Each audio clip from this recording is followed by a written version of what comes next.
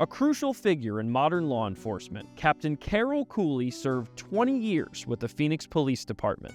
I think I was a pretty good police officer, and I was promoted through the ranks to captain, and I was a captain for 6 years before I retired, so I only had 20 years on, so I made captain fairly early. Captain Cooley joined Phoenix PD in 1958, initially working patrol in the Maryvale precinct.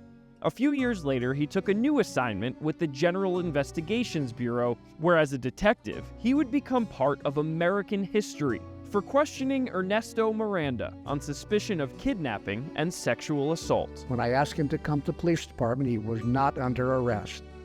And we made that very clear to him. And after being identified in a lineup, Miranda confessed to the crimes verbally and in a handwritten statement, which his lawyers would eventually argue should not be admissible in court, going as far as to accuse Cooley of writing it himself. I didn't help him write anything. I asked him to write what he told us, and that's all I asked him to do. He already told us. He told us a full story, and all I said to him is, Ernie, would you write that, what you just told us, on this piece of paper here?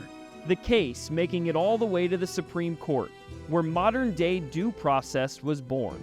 Chief Justice Earl Warren ruled any person in custody must be clearly informed of their right to remain silent and their right to consult an attorney, thus creating the Miranda rights we know today. When I heard it was going to Supreme Court, I was shocked because I thought we had done everything right. We even told him he didn't have to talk to us if he didn't want to. Now that was before Supreme Court decisions said you had to warn him of his right to remain silent.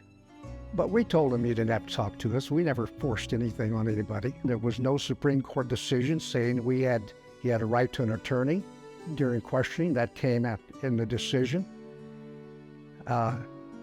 So, as far as I was concerned, we had a righteous case.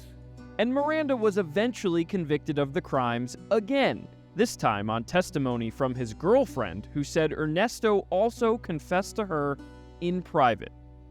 He confessed once again, and he confessed to the wrong person.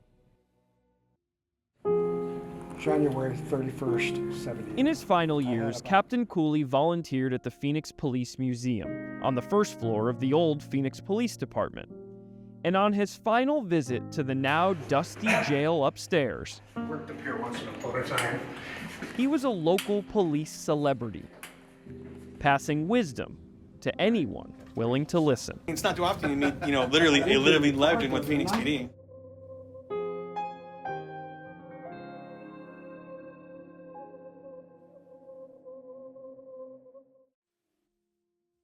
On May 29, 2023, after a long battle with illness, Cooley died at the age of 87.